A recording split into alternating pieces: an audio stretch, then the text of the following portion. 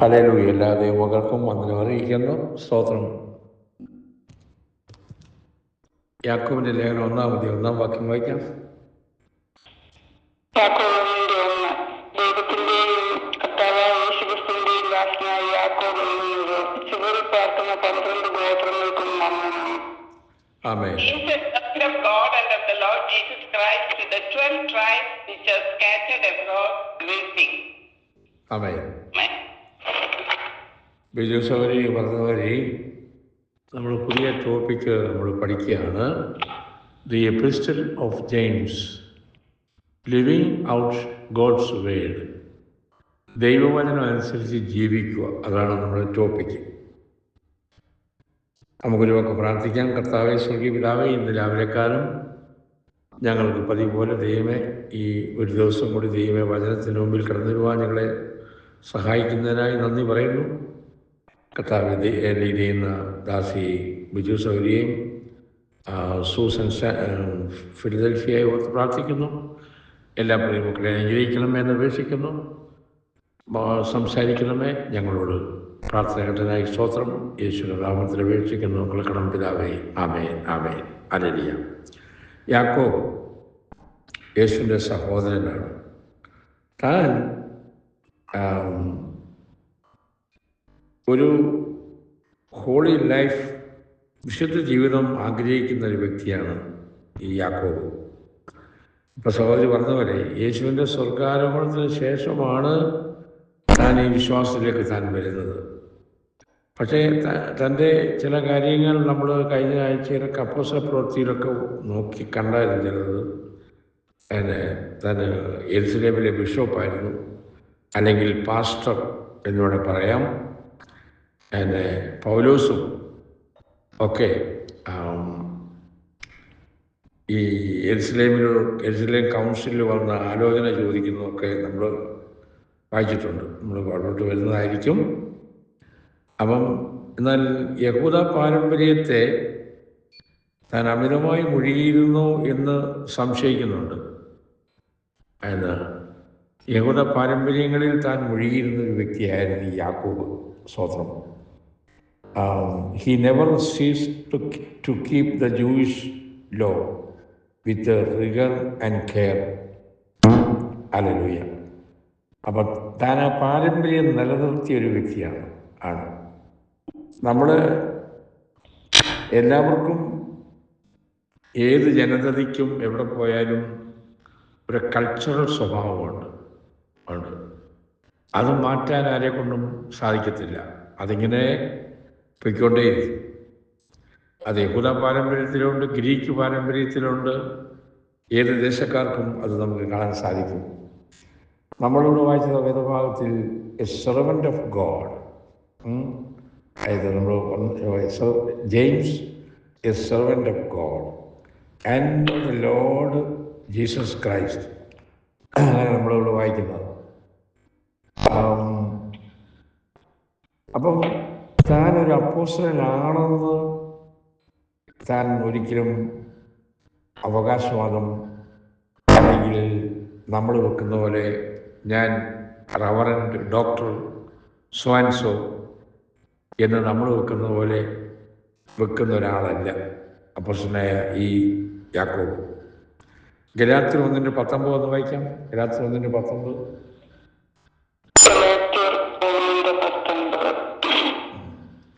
എന്നാൽ കർത്താവിന്റെ സഹോദരനായ യാക്കോബിനെ അല്ലാതെ അപ്പസ്തോലന്മാരിൽ വേറൊരുത്തനെയും കണ്ടില്ല.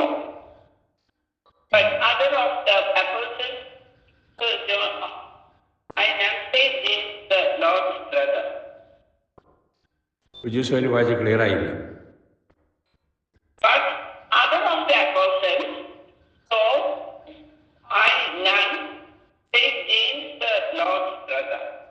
അപ്പൊ ഇവിടെ പൗലോസ് യാക്കോബിനെ പരിചയപ്പെടുത്തുന്നത് എങ്ങനെ? ഇവിടെ പറയുന്നത്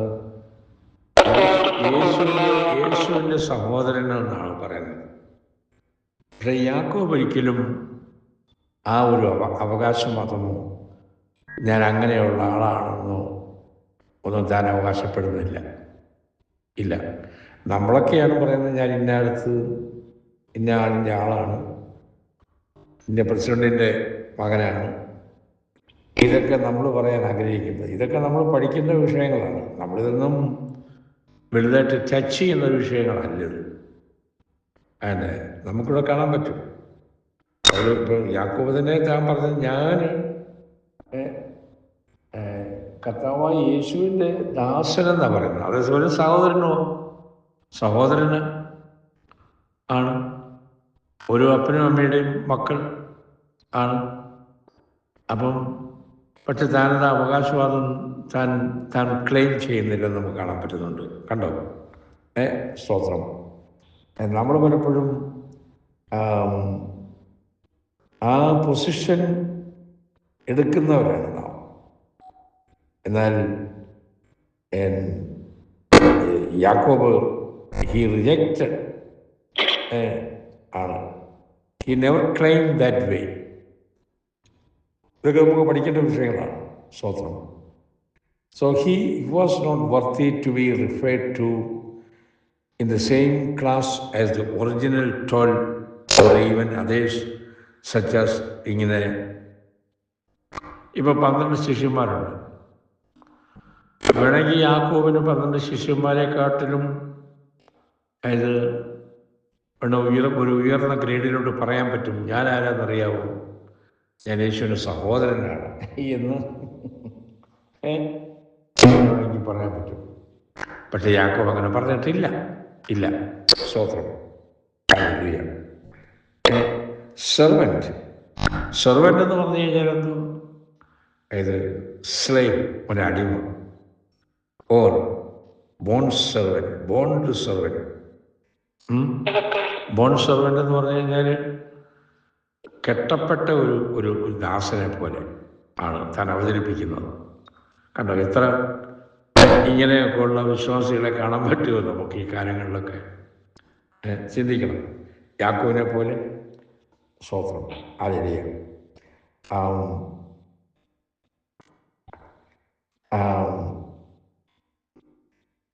എന്നാൽ നമുക്കറിയാം 30 വർഷക്കാലം യേശു അവിടെ ആ നസറേത്തിൽ ആ കുടുംബത്തിൽ ഉണ്ടായിരുന്നു. പക്ഷേ യാക്കോബ് ഒരിക്കലും he never entertained concerning the claims of Christ in the days of his flesh. He has none now. ഒരിക്കലും ഒരു ക്ലെയിം താൻ അവകാശവാദം ഉന്നയിച്ചിട്ടില്ല. കാര്യം ഇന്നത്തെ പോലെ സ്ഥാനമാനങ്ങൾക്ക് വേണ്ടിയുള്ളതായ കടുംപിടുത്തമോ ഇപ്പം ഇലക്ഷൻ പോലുള്ള കാര്യങ്ങളിലും, ഇന്ന് ഇലക്ഷൻ, അവിടെ നിന്ന് ഇലക്ഷനൊന്നുമില്ല, അല്ലെ കടുംപിടുത്തമോ ഒന്നും എനിക്ക് യേശുവിനെക്കുറിച്ച് എനിക്കാ കൂടുതൽ അറിയാവുന്നത്. അപ്പോസ്തലന്മാർ 12 പേരുണ്ട്.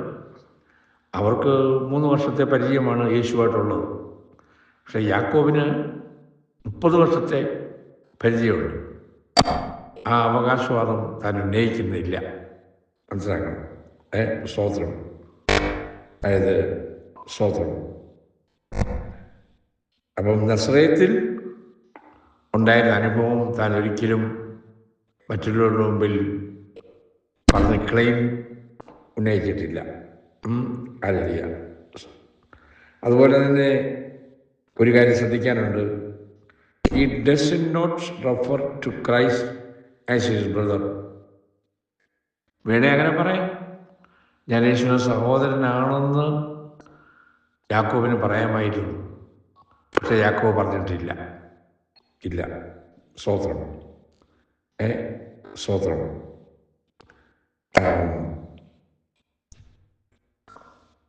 അതായത് ഇപ്പം സ്തോത്രം, ബർത്ത് ഓർ ബ്ലഡ് റിലേഷൻ നമുക്കറിയാം. മറ്റ് യേശുവിൻ്റെ അത് ഇവിടെ ഞാൻ എടുത്തു പറയേണ്ട ആവശ്യമില്ലല്ലോ. യേശുവിൻ്റെ ജനനത്തെക്കുറിച്ച് കണക്ട് ചെയ്യേണ്ട ആവശ്യമില്ല.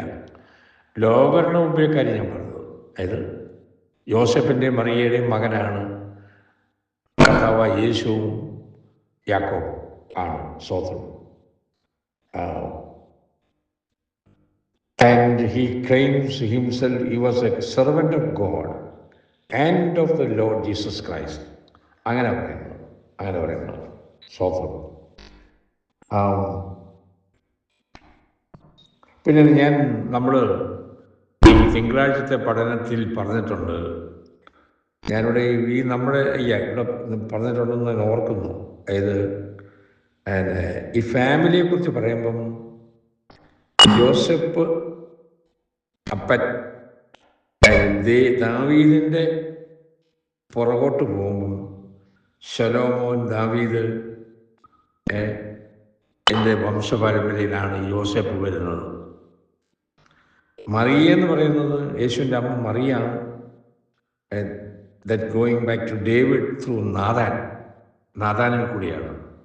അപ്പോൾ ഇവർ രണ്ടുപേരും ഇന്ന് ഈ രാജവംശം നിലനിന്നിരുന്നു എങ്കിൽ ഈ യോസെഫ് രാജാവും മറിയ രാജകുമാരിയുമായിട്ട് വരേണ്ടവരാണ്. അതായത് ആ രാജവംശം അങ്ങനെ നിലനിന്നിരുന്നത്. അപ്പോൾ ആ ഫാമിലിയിലാണ് ഇവർ ജനിച്ചതും. ഇപ്പോൾ കർത്താവായ യേശുവും അങ്ങനെയാണ് വന്നേക്കുന്നത്. അങ്ങനെ ആ കുടുംബത്തിലാണ് യേശു ജനിച്ചിരിക്കുന്നത്. ആ ജീനിയോളജി ഓഫ് ക്രൈസ്റ്റ് നമ്മൾ ലൂക്കോസിൻ്റെ സുവിശേഷത്തിലും മത്തായിയുടെ സുവിശേഷത്തിലും ഈ ജീനിയോളജി നമ്മൾ കാണുന്നുണ്ട്. നമ്മളിതൊക്കെ പഠിച്ചിട്ടുള്ള വിഷയമാണ്. ഇപ്പം ഞാനതിലോട്ട് കൂടുതൽ ഇപ്പോൾ പറയേണ്ട ആവശ്യമില്ല. അതുകൊണ്ട് അപ്പം അങ്ങനെയുള്ള ആർഗ്യുമെൻറ്റ്സ് ഒന്നും താൻ ചെയ്തിട്ടില്ല. സ്തോത്രം. ഇവിടെ നമ്മൾ വായിച്ചത് 1-ാം വാക്യത്തിൽ ഇവിടെ കാണുന്നത് ജീസസ് എ സെർവന്റ് ഓഫ്, ഒന്ന് വായിച്ച ഇംഗ്ലീഷ് വായിക്കാം.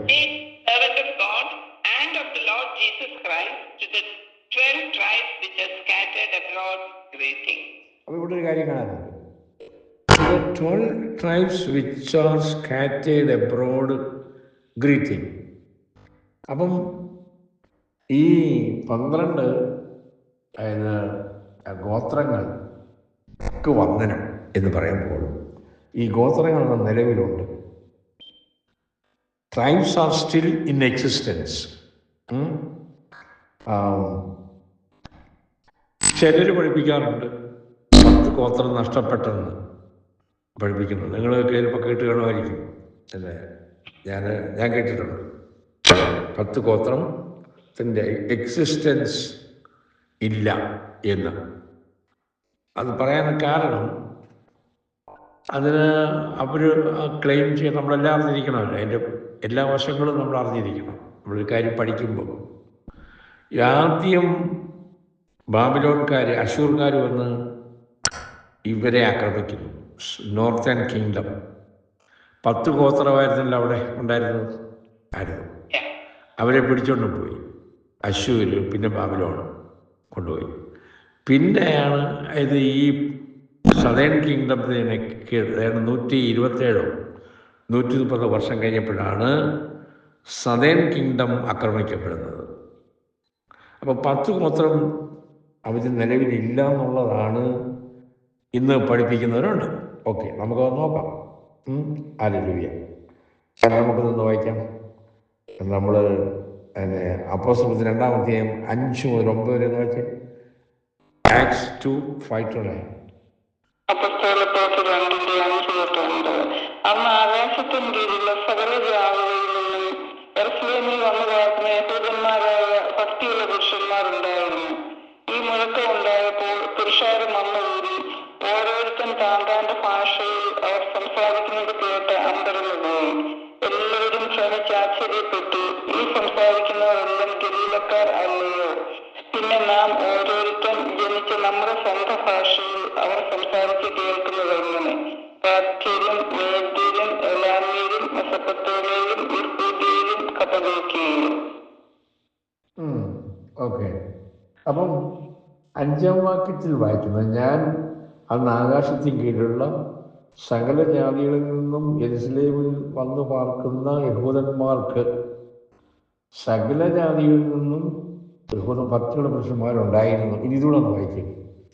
അപ്പോസ്തലർ 26-ാം അധ്യായം 6 മുതൽ 7 വരെ 6-7 വാക്യം. Acts 26 6-7 വാക്യം. ദൈവത്താൽ നമ്മുടെ പിതാക്കന്മാർക്ക് ലഭിച്ചതും നമ്മുടെ 12 ഗോത്രങ്ങളും രാപ്പകൽ ശ്രദ്ധയോടെ ആരാധിച്ചുകൊണ്ട് എത്തിപ്പിടിക്കാൻ ആശിക്കുന്നതുമായ വാഗ്ദത്തത്തിലുള്ള പ്രത്യാശ ഹേതുവായിട്ടത്രേ ഞാനിപ്പോൾ വിസ്താരത്തിലായിരിക്കുന്നത്. ആ പ്രത്യാശയെ ചൊല്ലിയാകുന്നു രാജാവ് യഹൂദന്മാർ എന്റെ മേൽ കുറ്റം ചുമത്തുന്നത്. പൗലോസ് അഗ്രിപ്പ രാജാവിനോട് പറയുമ്പോൾ, പ്രസംഗിക്കുമ്പോൾ, നമ്മൾ 7-ാം വാക്യത്തിൽ വായിച്ചതോ നമ്മുടെ 12 ഗോത്രങ്ങളും രാപ്പകൽ. അപ്പോൾ ഇവിടെ ഈ എന്താണ് ഇത് വായിച്ചത്? നമ്മൾ പിന്നെ ഇപ്പം ബൈബിൾ നമ്മൾ ഈ പഠനത്തിൽ കൂടി നമ്മൾ അനേക കാര്യങ്ങൾ പഠിക്കുന്നുണ്ട്.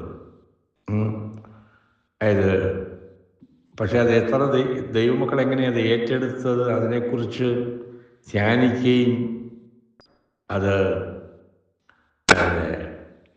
ധ്യാനിച്ചാൽ മാത്രം പോലെ എൻ്റെ അഭിപ്രായത്തിൽ ഇതൊക്കെ എഴുതിയിട്ട് പഠിക്കണം, അങ്ങനെ വേണ്ടത്.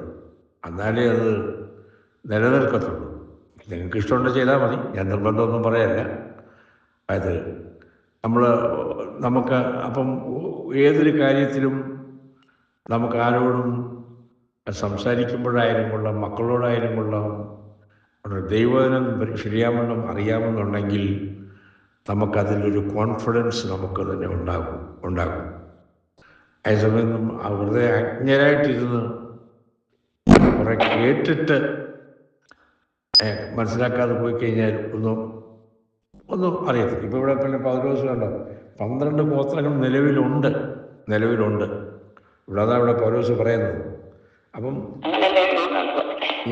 ഓക്കെ. അപ്പം സ്വതന്ത്രം.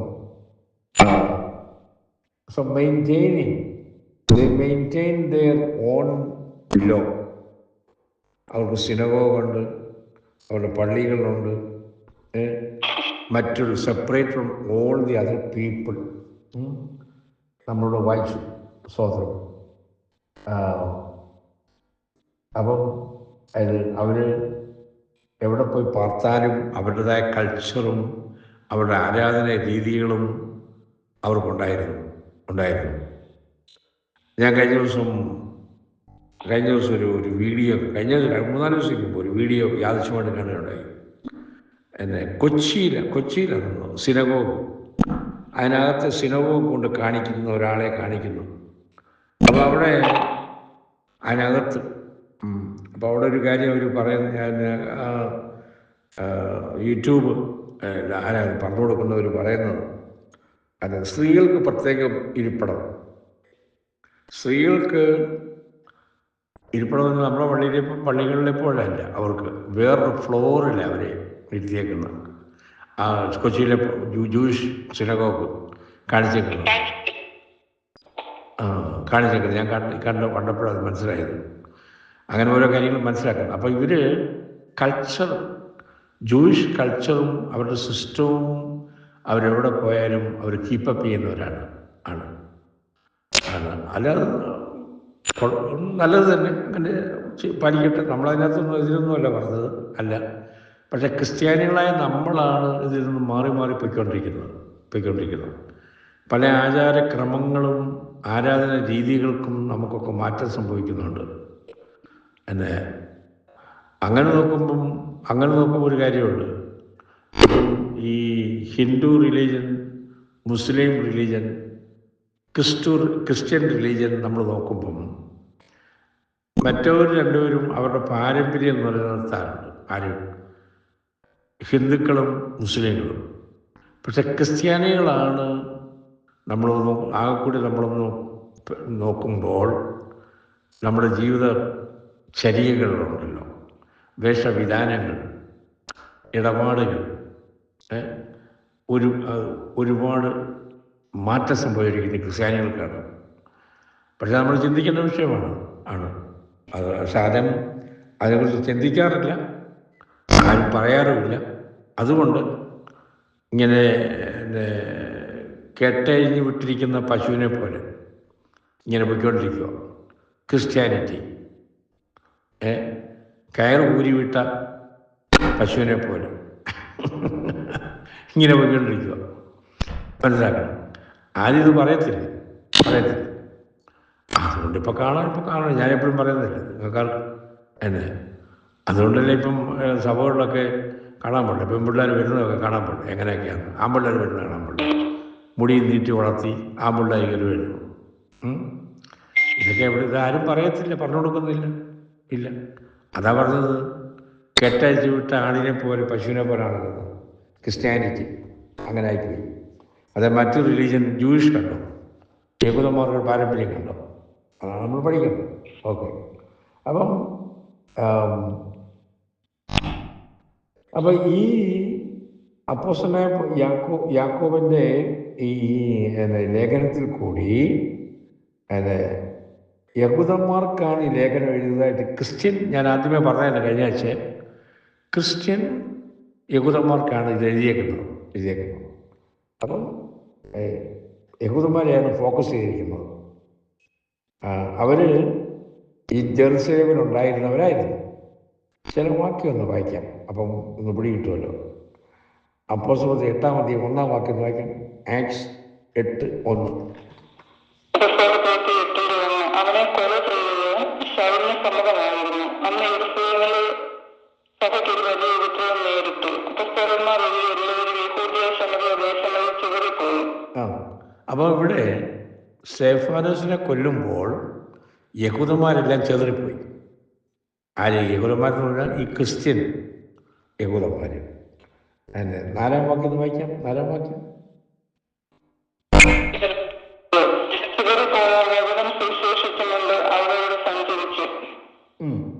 ചെതറിപ്പോയവര്. അപ്പൊ ഇത് നമ്മളെന്താണ് പഠിക്കുന്നത്? ഇവരുടെ വംശം, ഇവരുടെ പോക്ക് എങ്ങനെയായിരുന്നു? ചെതറിപ്പോയവർ, യഹൂദജനം അവരോടായിട്ട് ഇങ്ങനെ ചെതറിപ്പോയി. ഇനി ഇതൊന്ന് വായിക്കും സൗകര്യം. അപ്പോസ്തലപ്രവൃത്തി 15-ാം അധ്യായം 19-20 വാക്യം വായിക്കാം.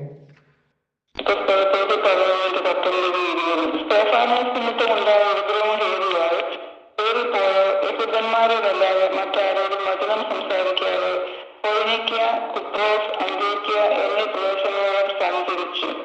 അവരിൽ ചിലർ കുപ്രോസുകാരും കുറേനക്കാരുമായിരുന്നു. അവർ അന്ത്യോക്യയിൽ എത്തിയ ശേഷം യവനന്മാരോടും കർത്താവായ യേശുക്രിസ്തുവിനെ കുറിച്ചുള്ള സുവിശേഷം അറിയിച്ചു.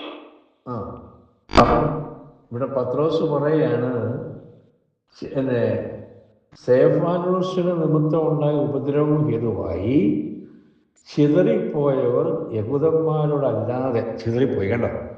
അപ്പം യഹൂദന്മാർ ചിതറിപ്പോയി. ഓക്കെ, സ്വതന്ത്രം. അപ്പം ഇങ്ങനെ ചിതറിപ്പോയവർക്കാണ് ഈ യാക്കോബ് ഈ ലേഖനം എഴുതുന്നത്. മനസ്സിലാക്കണം. സ്വതന്ത്രം. Hallelujah.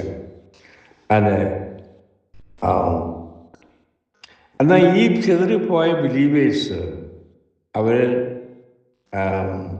They are still Hebrews ആണ്. They continue to observe the law. അത് ഈ യഹൂദന്മാരുടെ നിയമങ്ങളെ ഇവർ പാലിക്കുന്ന സഭയിൽ പ്രശ്നങ്ങളും ഉണ്ടായിട്ടുണ്ട്. പൗലോസ് നമ്മൾ പഠിച്ചിട്ടുണ്ട്. പൗലോസ് ഈ എന്താണ് പരിച്ഛേദന ചെയ്യിപ്പിക്കേണ്ടെന്ന് പറഞ്ഞ ആളാണ്. പത്രോസ് ആദ്യകാലങ്ങളിൽ പരിച്ഛേദന ചെയ്യണം എന്ന് വാദിച്ചു. ഇങ്ങനെയൊക്കെ ചില പ്രശ്നങ്ങളൊക്കെ അവിടെ ഉടലെടുത്തിട്ടുണ്ട്. പരിച്ഛേദന തന്നെയല്ല, പല കാര്യങ്ങൾ. പൗലോസ് നമുക്കറിയാം പള്ളികളിൽ പോയി എന്നൊക്കെ നമ്മൾ വായിക്കുന്നുണ്ട് ഈ അപ്പോസ്തലപ്രവൃത്തിയിലൊക്കെ. ഈ പള്ളി എന്ന് പറഞ്ഞാൽ എന്തോ സിനഗോഗ്, അറിയാമല്ലോ, സിനഗോഗ്. ഓക്കെ. യെരുശലേം ദേവാലയം ഇവിടെ നിൽക്കുന്നത്, ദേവാലയങ്ങളുണ്ട്. പക്ഷെ ഇവർക്ക് സിനഗോഗുണ്ട്, പള്ളി അവിടെ. അപ്പോൾ അവിടെ താൻ എല്ലാ ശനിയാഴ്ചയും ഇവരുടെ നമ്മൾ വായിച്ചു കഴിഞ്ഞാൽ നിങ്ങൾ ഓർമ്മയുണ്ടായിരിക്കുന്നു. ഞാൻ വായിക്കുമ്പോൾ അപ്പോസ്തലപ്രവൃത്തിയിലൊക്കെ ഉണ്ട്, പള്ളിയിൽ പോയി ലേഖനങ്ങളിലൊക്കെ വായിക്കുന്നുണ്ട്. അപ്പം ഏത് ദിവസമാണ് പോകുന്നത്? സാറ്റർഡേ ആണ്. സാറ്റർഡേ.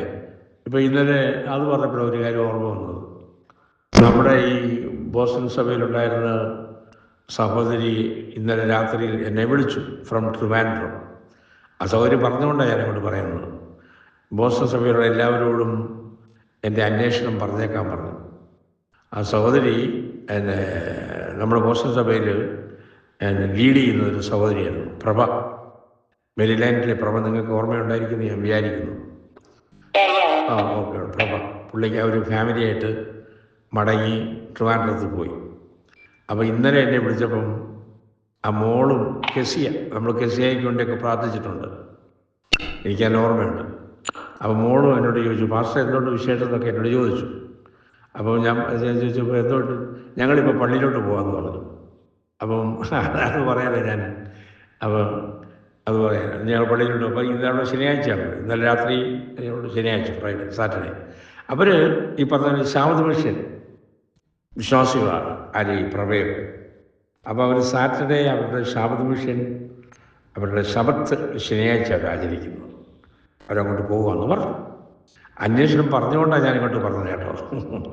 പ്രയറിലുള്ളവരോട് അന്വേഷണം പറഞ്ഞു തരുന്നത് എന്നോട് പറഞ്ഞു. അതുകൊണ്ട് ഞാൻ നിങ്ങളെ അറിയിക്കും ഒക്കെ ബൈദവേ ഈ കാര്യം പറഞ്ഞപ്പോൾ. അപ്പം അപ്പം ക്രിസ്ത്യാനികളുടെ കൂട്ടത്തിൽ തന്നെയും ശാബത്ത് ആചരിക്കുന്ന, ശനിയാഴ്ച ആചരിക്കുന്നവരും ഉണ്ട്. ഓക്കെ, യഹൂദന്മാർ പൗലോസ് വിശ്വാസി ആയിരിക്കുമ്പോൾ തന്നെയും പള്ളികളിൽ പോയി അവിടെ പ്രസംഗിക്കും ഒക്കെ താൻ ചെയ്യുന്നുണ്ട്, ഉണ്ട്. സ്വതന്ത്രം. ഓക്കെ, അതൊക്കെ ഞാൻ വൈദ്യവൈദ്യങ്ങളുടെ സന്നിധിയിൽ ഓർമ്മിക്കുകയാണ് ആ കാര്യം.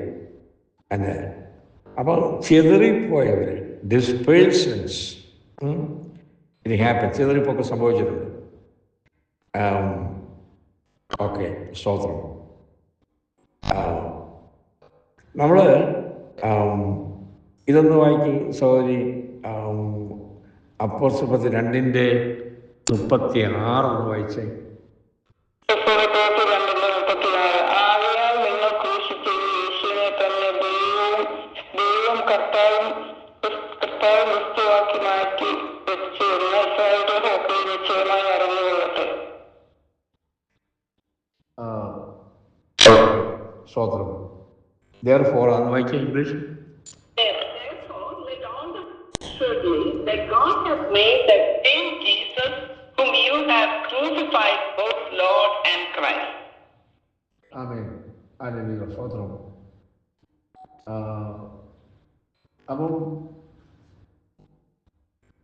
അപ്പം വചനം കേട്ടപ്പം കുത്തുകൊണ്ട് ഒരു കാര്യം നമ്മൾ ശ്രദ്ധിക്കണം. സ്തോത്രം. ഇത് കേട്ടിട്ട് നമ്മൾ പേരാ വായിച്ചത് 36 അല്ലേ? 36. ഓക്കെ. ഇത് നിങ്ങൾ ക്രൂശിച്ച യേശുവിനെ തന്നെ ദൈവവും കർത്താവും ക്രിസ്തുവുമാക്കി വെച്ചുവെന്ന് ഇസ്രായേൽ ഗ്രഹം മുഴുവനും അറിഞ്ഞിരിക്കട്ടെ എന്ന് പറയുന്നു. നിശ്ചയമായി അറിഞ്ഞുകൊള്ളട്ടെ.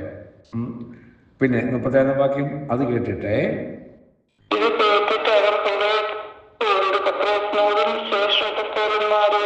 സഹോദരന്മാരായ പുരുഷന്മാരെ ഞങ്ങൾ എന്ത് ചെയ്യേണ്ടു എന്ന് ചോദിച്ചു. അപ്പൊ വചനം കേൾക്കുമ്പോൾ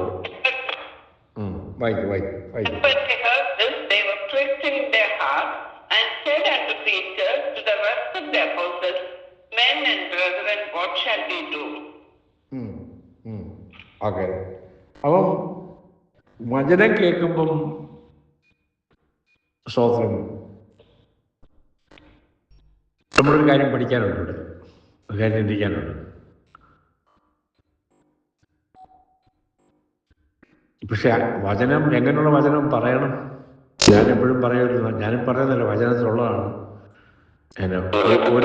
ഒരു വചനത്തിൽ ശാസനയുണ്ട്, ഗുണീകരണമുണ്ട്, പ്രബോധനമുണ്ട്, ഇതെല്ലാം ഉണ്ട്. അപ്പം ഈ ശാസനയും ഗുണീകരണവും ഇല്ലെങ്കിൽ കുത്തുകൊള്ളൂ?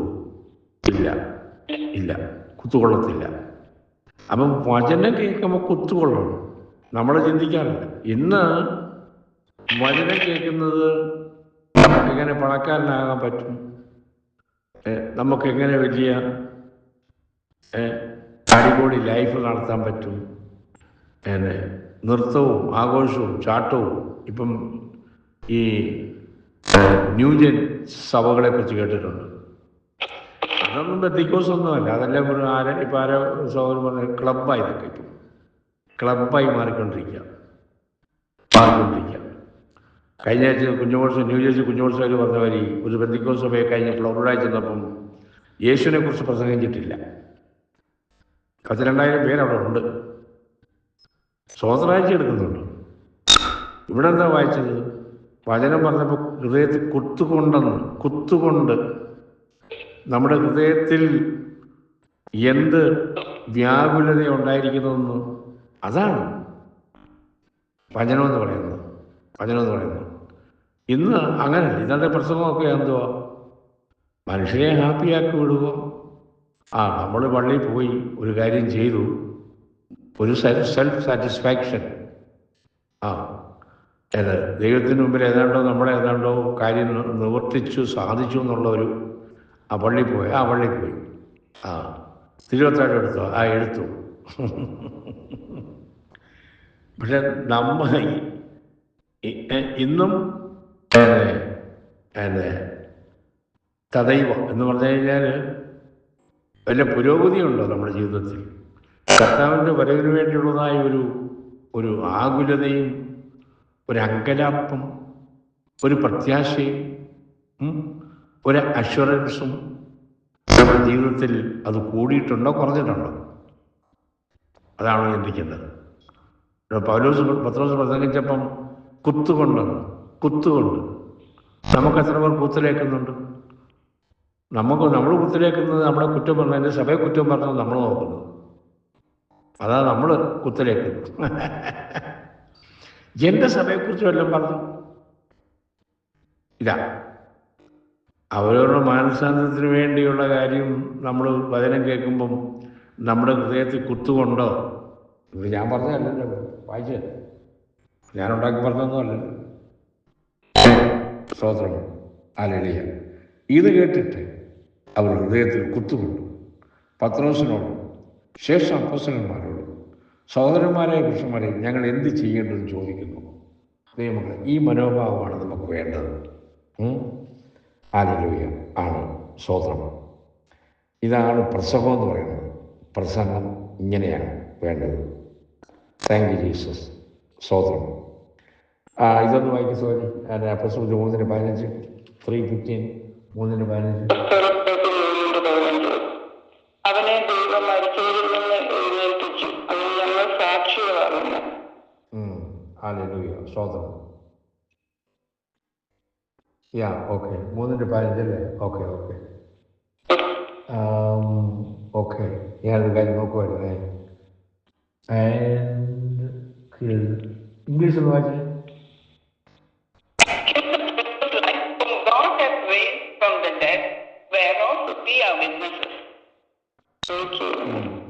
ഓക്കെ. സ്തോത്രം. അപ്പം അതെ, നമുക്ക് ഈ കാര്യങ്ങൾ അറിയാം. യേശുവിൻ്റെ ക്രൂശാരോഹണം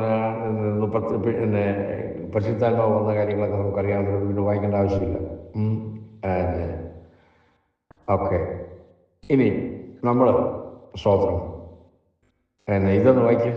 മത്തായി 24:1-2 വാക്യം വായിച്ച്. മത്തായി 24:1-2 വാക്യം. യേശു ദേവാലയം വിട്ടു പോകുമ്പോൾ ശിഷ്യന്മാർ അവന് ദേവാലയത്തിന്റെ പണി കാണിക്കേണ്ടതിന് അവന്റെ അടുത്ത് വന്നു. അവൻ അവരോട്, ഇതെല്ലാം കാണുന്നില്ലയോ? ഇടിഞ്ഞു പോകാതെ കല്ലിന്മേൽ കല്ല് ഇവിടെ ശേഷിക്കില്ല എന്ന് ഞാൻ സത്യമായിട്ട് നിങ്ങളോട് പറയുന്നുണ്ട്. സത്യമായിട്ട് പറഞ്ഞു. അപ്പം ഈ സംഭവത്തോടനുബന്ധിച്ച് ഈ യഹൂദന്മാർ കംപ്ലീറ്റ് സ്കാറ്റേഡ് ആയിപ്പോയി. നിങ്ങൾക്ക് അതിൻ്റെ കഥയറിയാം. AD 70 സംഭവിക്കുന്നു. പിന്നീട് ഈ യഹൂദന്മാർക്ക് സംഭവിച്ചത് 1948 second world വാറിൽ 6 million Jewish were systematically slaughtered by a demon-possessed Adolf Hitler. നിങ്ങൾക്കറിയാം, 6 million 60 ലക്ഷം യഹൂദന്മാർ കൊല്ലപ്പെട്ടു അല്ലേ? അല്ല, 60 ലക്ഷം യഹൂദന്മാർ കൊല്ലപ്പെട്ടു. സ്തോത്രം. ഞാൻ കഴിഞ്ഞ ദിവസം ഇസ്രായേലിലെ പാർലമെൻറ്റിൽ എൻ്റെ ഒരു നമ്മുടെ കേരളക്കരയിൽ നിന്ന് വന്ന ഒരു സഹോദരി ആ പാർലമെൻറ്റിൽ അതിനെ ഏതോ കാര്യം പ്രസംഗിക്കാനായിട്ട് അവർ ക്ഷണിച്ചത് ഒരു വീഡിയോ ക്ലിപ്പ് കാണുകയുണ്ടായി. അപ്പോൾ ആ സഹോദരി പറഞ്ഞത് എന്നെ ഒരു കാര്യം, ഒരു ജൂയിഷ് ലേഡിയാണ് ഈ പാർലമെൻറ്റിൽ ഇസ്രായേൽ പാർലമെൻറ്റിലോട്ട് കൊണ്ടുപോയത്. അപ്പം അതിന് ബേസ്മെൻറ്റിൽ ഇവർ ഈ പറഞ്ഞ ഈ 60 ലക്ഷം യഹൂദന്മാരെ കൊല്ലപ്പെട്ട കാര്യങ്ങളൊക്കെ ഉണ്ടല്ലോ, അതിൻ്റെ ഓർമ്മയ്ക്കായിട്ട് അവിടെ ഒരു പടം അവിടെ താഴെ ഉണ്ടെന്ന് പറഞ്ഞു. അപ്പം ഈ കൊണ്ടുപോയ ജൂയിഷ് ലേഡി ഇത് കണ്ട് കരഞ്ഞു. ഇന്നലെ ആ ഇന്നലെ എന്നെ ഒരു പിന്നെ ടെലിവിഷൻ ഡിബേറ്റിൽ പറഞ്ഞ കാര്യം ഞാൻ കേട്ട കാര്യം പറയുന്നത്. കരഞ്ഞു. കാര്യം അവരുടെ ഹൃദയത്തിൽ ഇപ്പോഴും ആ നൊമ്പരം കിടപ്പുണ്ട്. 60 ലക്ഷം യഹൂദന്മാർ കൊല്ലപ്പെട്ടു. ആ പടം കണ്ടപ്പം അവർ യഹൂദ സ്ത്രീ കരയുന്നു. കരഞ്ഞ കാര്യം പറഞ്ഞത്. ഓക്കെ. അപ്പം ഈ യഹൂദന്മാർ കൊല്ലപ്പെട്ടു. ഇനി എന്താ സംഭവിക്കാൻ പോകുന്നതെന്ന് നിങ്ങൾക്കറിയാം. എങ്കിലും 1948 ചില വാക്യങ്ങളൊന്ന് വായിക്കാൻ പോവുകയാണ്. ഓക്കെ. യെശയ്യാവ് 11:11 വായിക്കാം. യെശയ്യാവ് 11:11. അന്നാളും കർത്താവ് തന്റെ ജനത്തിൽ ശേഷിച്ചിരിക്കുന്ന ശേഷിപ്പിനെ അശ്ശൂരിൽ നിന്നും മിസ്രൈമിൽ നിന്നും പത്രോസിൽ നിന്നും കൂശിൽ നിന്നും ഏലാമിൽ നിന്നും ശിനാരിൽ നിന്നും ഹമാത്തിൽ നിന്നും സമുദ്ര ദ്വീപുകളിൽ നിന്നും വീണ്ടുകൊള്ളാൻ 2ാം പ്രാവശ്യം കൈനീട്ടു. ഇത് കർത്താവിൻ്റെ വരവിനോടനുബന്ധിച്ച് ഒരു പ്രവചനമായിരുന്നു. അപ്പോൾ യഹൂദന്മാർ ചെതറിപ്പോകുമെന്നുള്ളത് യെശയ്യാവ് പ്രവചിച്ചിരിക്കുകയാണ്. പക്ഷെ അവരെ കൂട്ടി വരുത്തും. ഇതൊന്ന് വായിക്കും. ഈ വചനങ്ങളൊക്കെ വായിക്കുന്നത് ദൈവമക്കളുടെ ഉറപ്പിന് വേണ്ടിയാണ് കേട്ടോ. ഓക്കെ. ഇത് നമ്മുടെ ബൈബിൾ പഠനമായിരുന്നു കേട്ടോ. ഓക്കെ. സ്തോത്രം. നമ്മൾ കഥ പറഞ്ഞു പോകുമല്ല, ഇത് അല്ല. മനസ്സിലാക്കണം. ഈ കാര്യങ്ങളിൽ അത് അത്യാവശ്യമായ പഠനത്തിൻ്റെ കാര്യങ്ങളാണ്, ഇതിനോടനുബന്ധിച്ചുള്ളതാണ്. ഈ യെശയ്യാവ് 14:1-2 വാക്യം വായിക്കും. യെശയ്യാവ് 14:1-2 വാക്യം. യഹോവ യാക്കോബിനോട് മനസ്സൊഴിഞ്ഞ് ഇസ്രായേലിനെ വീണ്ടും തിരഞ്ഞെടുത്ത് സ്വദേശത്ത് അവരെ പാർപ്പിക്കും. അന്യജാതിക്കാരും അവരോട് യോജിച്ച് യാക്കോബ് ഗൃഹത്തോട് ചേർന്നു.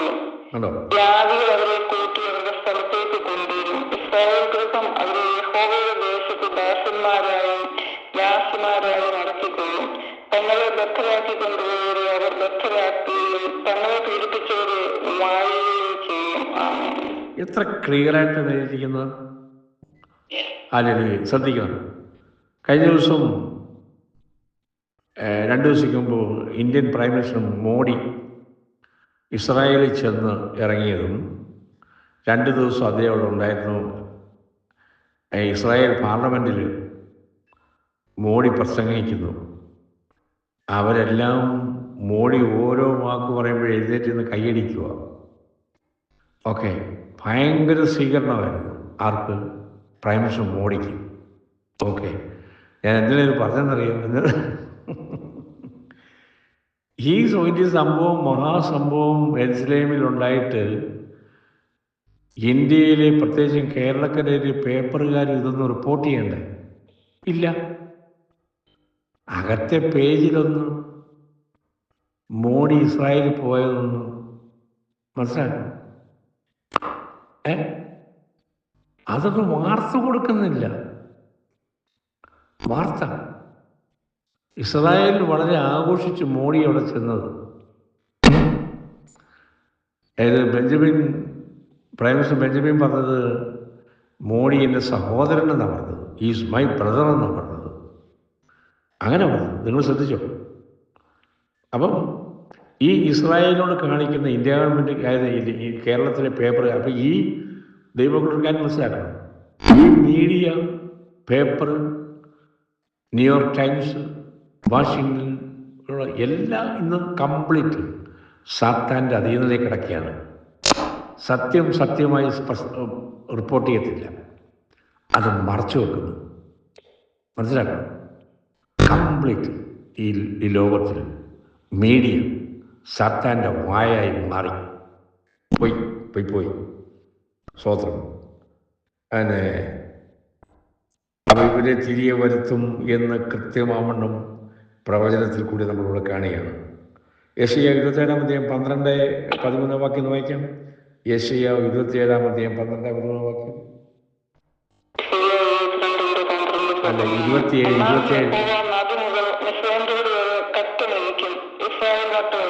നിങ്ങളെ ഓരോന്നായി പെറുക്കിയെടുക്കും. അന്നാളിൽ മഹാകാഹളവും അശൂർദേശത്ത് നഷ്ടമായവരും മിസ്രയീം ദേശത്ത് ഭ്രഷ്ടരായവരും വന്ന് യെരൂശലേമിലെ വിശുദ്ധ പർവ്വതത്തിൽ യഹോവയെ നമസ്കരിക്കും. അപ്പം ഇവരുടെ പോക്ക്, ഇവരുടെ മടങ്ങി വരവ് ഇവിടെ നമ്മളിവിടെ കാണുകയാണ്. സ്വോത്രം. ഇതിലൂടെ ഒന്ന് വായിക്കും. സ്വോത്രം. യെശയ്യാവ് 43-ാം അധ്യായം 5-6 വാക്യം. 43-ാം അധ്യായം 5-6 വാക്യം. യെശയ്യാവ് 43:5-6. ഭയപ്പെടേണ്ട, ഞാൻ നിന്നോടുകൂടെ ഉണ്ട്. നിന്റെ സന്തതിയെ ഞാൻ കിഴക്കുനിന്ന് വരുത്തുകയും പടിഞ്ഞാറിൽ നിന്ന് ശേഖരിക്കുകയും ചെയ്യും. ഞാൻ വടക്കിനോട് തരിക എന്നും തെക്കിനോട് തടുത്തു വയ്ക്കരുതെന്നും കൽപ്പിക്കും. ദൂരത്തും എന്റെ പുത്രന്മാരെയും ഭൂമിയുടെ അറ്റത്തു നിന്ന് എന്റെ പുത്രന്മാരെയും. ഭൂമിയുടെ അറ്റത്ത് നിന്ന്. അപ്പം ഇതിൻ്റെ അർത്ഥം എന്തോ? ഇവർ ഭൂമിയുടെ അറ്റം വരെ ചെതറിപ്പോയി കിടക്കുക. അന്ന് പോയിട്ടില്ല. അപ്പം പ്രവചനം കണ്ടോ? അതാണ് ഞാൻ പറഞ്ഞത്. The law of prophetic perspective. ഒരു വാക്യത്തിൽ തന്നെയും ഒരു പ്രവചനം, ഒരു വാക്യത്തിൽ തന്നെ 2-3 പ്രവചനങ്ങളാണ് കിടക്കുന്നത്. അതായത് ഒന്നുകൂടി പറഞ്ഞു കഴിഞ്ഞാൽ, ആ ഒറ്റ വാക്യത്തിൽ തന്നെ ഇത് the law of prophetic perspective apply ചെയ്യാൻ പറ്റും. ഒന്ന് ഇപ്പം നമ്മൾ വായിച്ച വാക്യങ്ങളൊക്കെ തന്നെയും ഇവർ ചെതറി ഈ യെരൂശലേം വിട്ടു പോകും, യഹൂദ വിട്ടു പോകും എന്നുള്ളത് പ്രവചിക്കുന്നു. അറ്റ് ദ സെയിം ടൈം അവർ മടങ്ങി വരുന്നതിനെക്കുറിച്ചും പറയുന്നു. അപ്പം അതായത് യെശയ്യാവിൻ്റെ കാലത്ത് എഴുതിയ വേദപുസ്തകത്തിലെ വാക്യങ്ങൾ AD 70 ഏതാണ്ട് 500-600 വർഷത്തിന് ശേഷം AD 70 സംഭവിക്കുന്നു. പിന്നീട് AD 70 കഴിഞ്ഞാൽ 48 അവർക്ക് രാജ്യം തിരികെ കിട്ടുന്നത്. അപ്പം 2000 വർഷം. കണ്ടോ? ബൈബിൾ പഠിക്കുന്നവർക്കും മനസ്സിലാക്കുന്നവർക്കും വേണ്ടി ഞാനിത് പറയുന്നത്. The law of prophetic perspective അല്ലേ? കർത്താവും ആ വചനം വായിച്ചു. ഇതിനു മുമ്പ് ഇവിടെ വായിച്ചിട്ടുണ്ട് പല പ്രാവശ്യം. ഇപ്പോൾ അതോട് പോകുന്നില്ല. കർത്താവ് യെരൂശലേമിൽ പുസ്തകം വായിച്ചിട്ട് മടക്കി കൊടുത്തെന്ന് വായിക്കുന്നുണ്ട്. അവിടെ നിർത്തി. ആ വാക്യം മുഴുവനും വായിച്ചില്ല കർത്താവ്. അവിടെ വെച്ച് പ്രത്യേകിച്ച് മടക്കി കൊടുക്കുകയും ചെയ്തത്. അപ്പോൾ ഇതിനൊക്കെ പിന്നെ അർത്ഥമുണ്ട് വ്യാപകമായിട്ട്. എല്ലാ വാക്യം നമുക്ക് വായിക്കാൻ സമയമില്ല. റോമാലേഖനം 11-ാമത്തെ 25-29 എന്ന് വായിച്ചേ. റോമാലേഖനം 11-ാമത്തെ 25-29.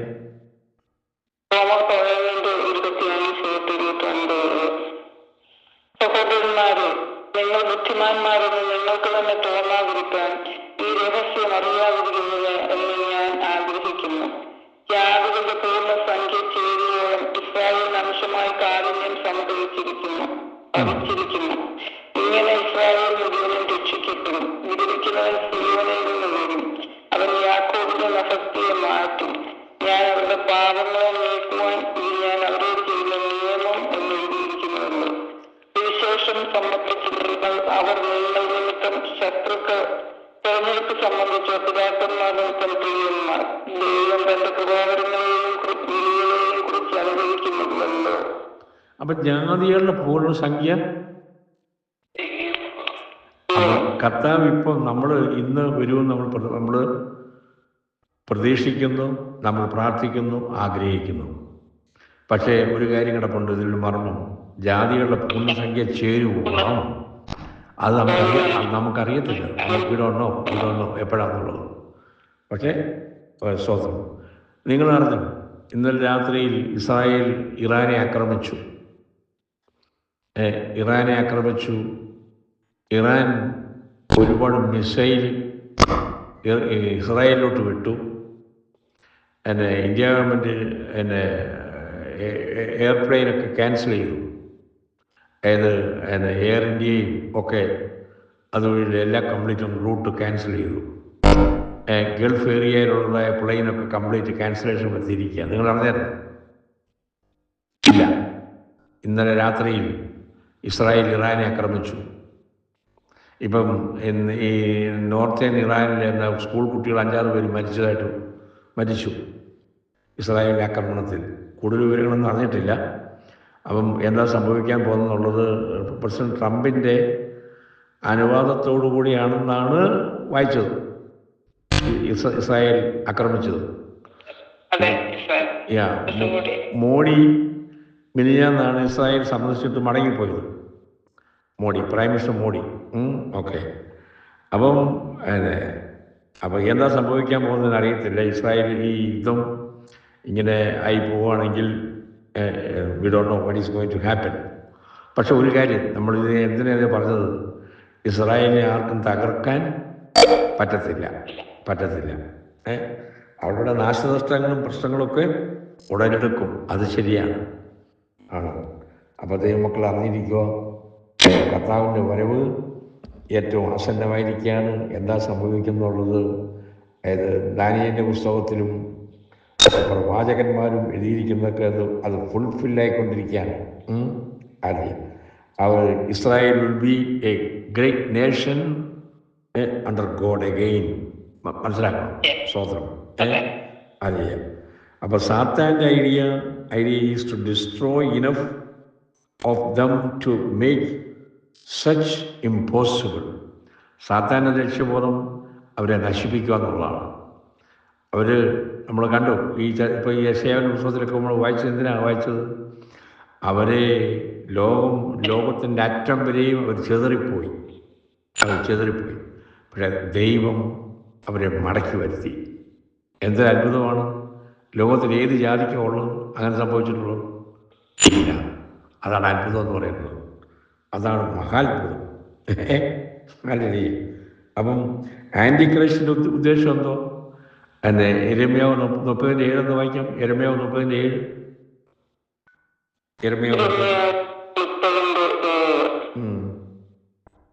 ആ നാൾ പോലെ വേറെ ഇല്ലാതെ അത് വലുതായിരിക്കുന്നു കഷ്ടം.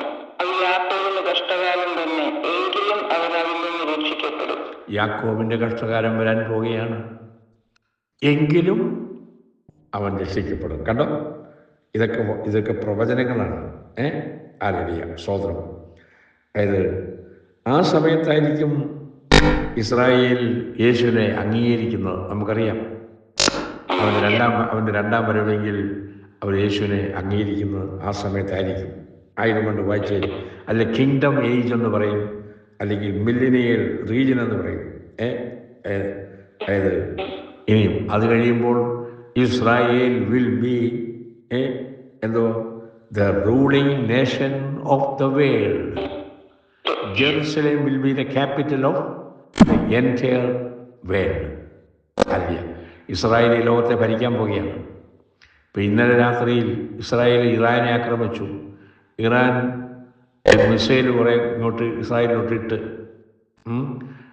ഇസ്രായേൽ എമർജൻസി ഡിക്ലെയർ ചെയ്ത് കഴിഞ്ഞു. ഇന്ത്യ ഗവൺമെൻറ് അറിയിച്ചിട്ടുണ്ട്.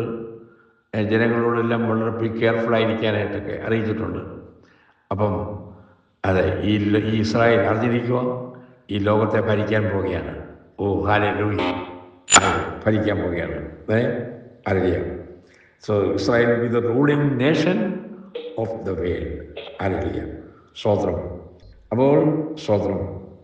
അതായത് അന്ന് ഈ ലോകം മുഴുവനും ഇന്ന് കാണുന്ന അക്രമവും ഇന്ന് കാണുന്നതായ എന്തെല്ലാം വിളച്ചത നടക്കുന്നത്, എന്നാൽ പീസ് ആൻഡ് പ്രോസ്പെരിറ്റി ആ കാലത്തിൽ ഉണ്ടാകും. കർത്താവിൻ്റെ വരവെങ്കിൽ അവൻ്റെ ഭരണത്തിന് കീഴിൽ ലോകം മുഴുവനും സമാധാനത്തിന് കീഴിൽ ഐശ്വര്യത്തിൽ ആയിരിക്കും. അല്ലേ? അതായത് it has never non in all of its history. ചരിത്രത്തിൽ ഒരിക്കലും ഉണ്ടാകാത്ത രീതിയിൽ ഒരു വലിയ മാറ്റം അന്ന് സംഭവിക്കും. സ്തോത്രം.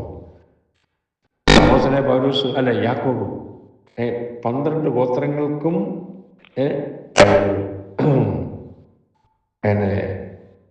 ഈ ലേഖനമാണ് നമ്മൾ 1-ാം വാക്യത്തിൽ നമ്മൾ വായിക്കുന്നത്. സ്തോത്രം. അതെ, ചിലർ പഠിപ്പിക്കുന്ന 10 ഗോത്രം നഷ്ടപ്പെട്ടു പോയി എന്നൊക്കെയാണ്. അല്ല അല്ല അല്ല, ഗോത്രങ്ങൾ 12 പേരും ഇപ്പോഴും ഉണ്ട്, അവരുണ്ട്. സ്തോത്രം. ഇതൊന്ന് വായിക്കാം.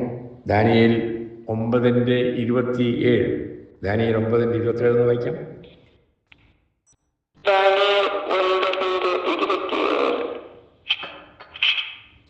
അവൻ ഒരു ആഴ്ചവട്ടത്തേക്ക് പലരോടും നിയമത്തെ കഠിനമാക്കും.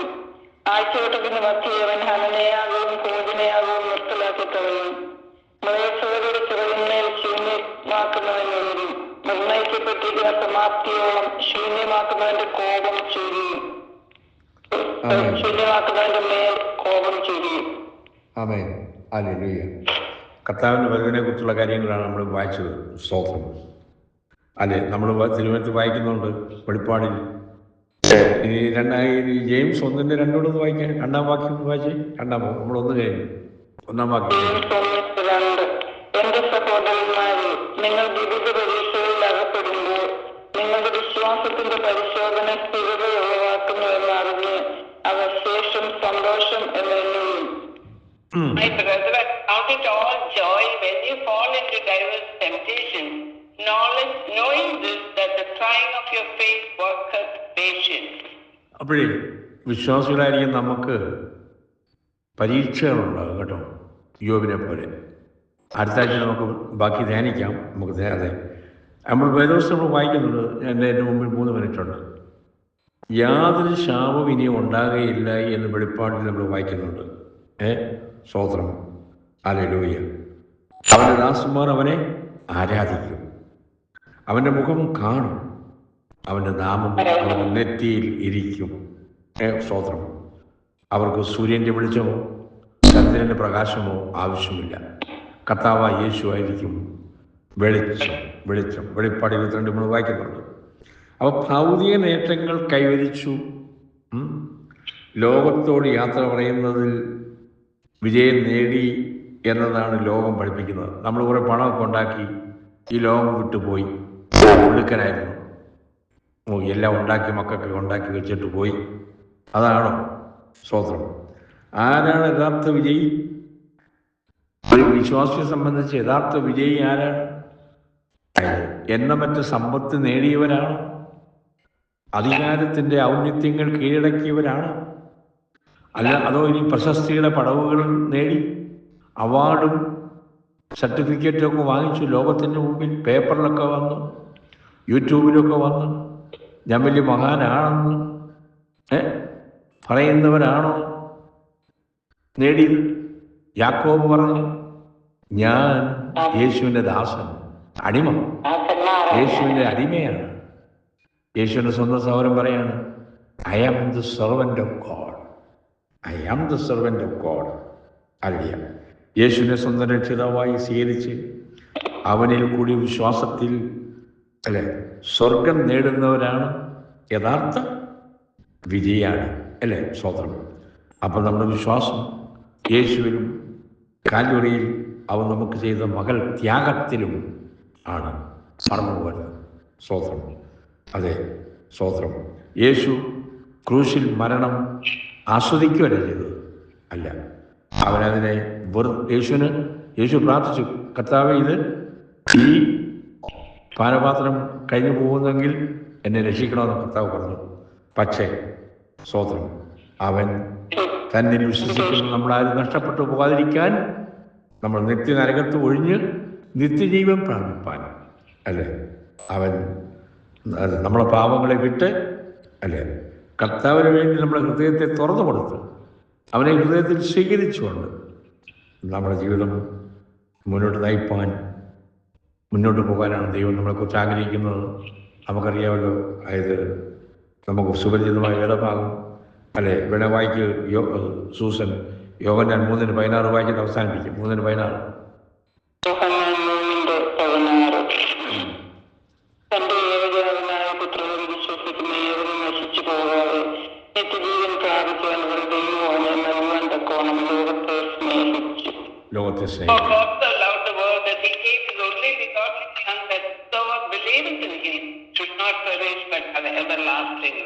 ആമേൻ. ദൈവമക്കളെ, നാം അനേക കാര്യങ്ങൾ നമ്മൾ ചിന്തിക്കുകയുണ്ടായി. അതിരിയ നമ്മുടെ ആത്മീയ വർധനയ്ക്ക് അത് ഹേതുവായി തീരട്ടെ. കർത്താവിൻ്റെ വരവിന് വേണ്ടി നമുക്ക് ഒരുങ്ങാം. ആ പ്രത്യാശയോടുകൂടി സ്തോത്രം. അതിരിയ പത്രോസ് പ്രസംഗിച്ചപ്പം ഹൃദയത്തിൽ കുത്തുകൊണ്ടു. അതെ, നമ്മുടെ ഹൃദയത്തിൽ എന്തെങ്കിലും കുത്തുകൊണ്ടിട്ടുണ്ടോ? എൻ്റെ ജീവിതം ശരിയായില്ല കർത്താവേ എന്ന് ഉള്ള ഏതെങ്കിലും കുത്തുകൊണ്ടിട്ടുണ്ടോ? അങ്ങനെയെങ്കിൽ നമുക്ക് ദൈവസഭയിൽ മുന്നോട്ട് പോകാൻ കഴിയും എന്ന് പറഞ്ഞ വാക്കുകൾ ചുരുക്കുന്നു. Thank you. God bless you all. Thank you Susan Philadelphia and Biju Sahari. God bless you all. Thank U.